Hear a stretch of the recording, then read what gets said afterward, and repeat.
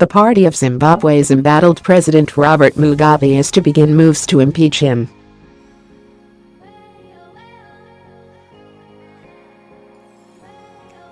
A Zanu-PF official said a motion to strip him of the presidency would be presented to Parliament on Tuesday, and the process could take just 2 days.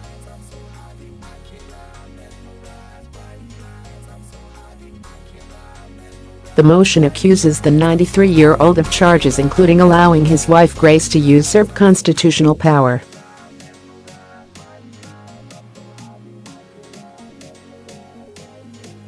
Military leaders, who last week intervened, said he will meet his exiled former vice president soon.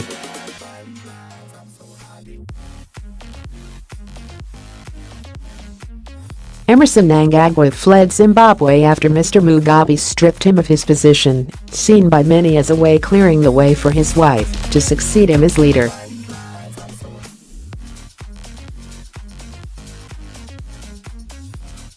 The move riled top army officials, who stepped in and put Mr Mugabe under house arrest, though he nominally remains the president.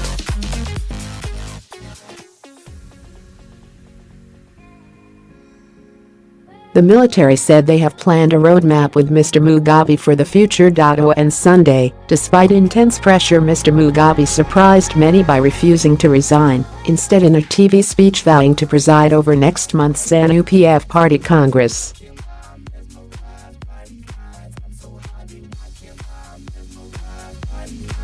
Impeachment proceedings are set to go ahead after a deadline set by the party for Mr Mugabe to stand down came and went.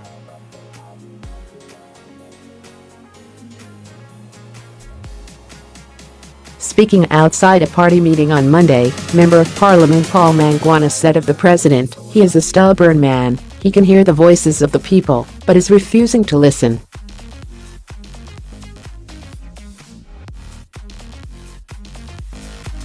Impeachment in Zimbabwe can only occur in specific scenarios, on grounds of serious misconduct, violation of the constitution or failure to obey, uphold or defend it, or incapacity.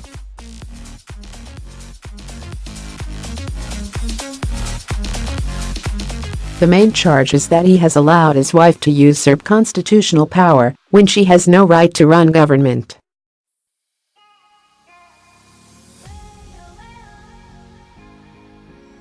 But she is insulting civil servants, the vice president, at public rallies. They are denigrating the army. Those are the charges, Mr Mangwana said.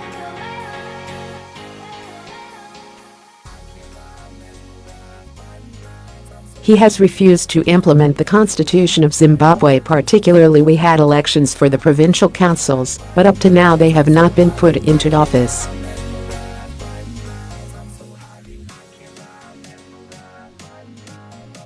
He added that the process, which some experts had thought would be lengthy, could be fast-tracked and completed by Wednesday because the charges are so clear.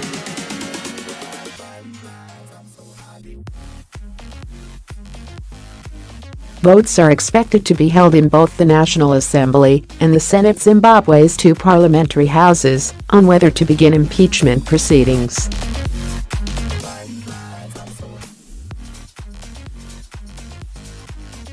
If they pass by a simple majority, a joint committee from both chambers will be appointed to investigate removing the president.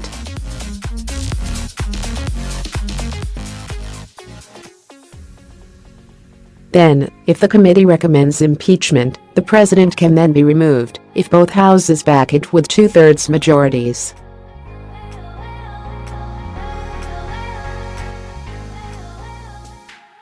The opposition has tried and failed to remove Mr Mugabe using this process in the past.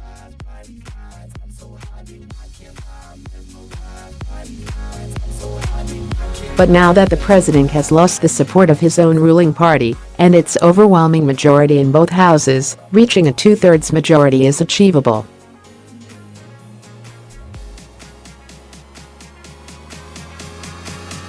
The vice president would then take over Mr Mugabe's position.The military, which supports Mr Mnangagwa, would like to see him step into that role.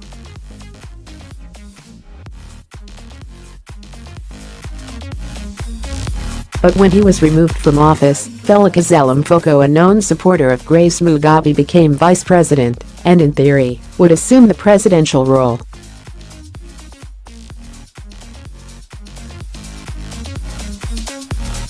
It is not clear if Mr Mnangagwa could be restored to his former position, and military leaders simply said the public would be advised on the outcome of talks between Mr Mugabe and his former deputy.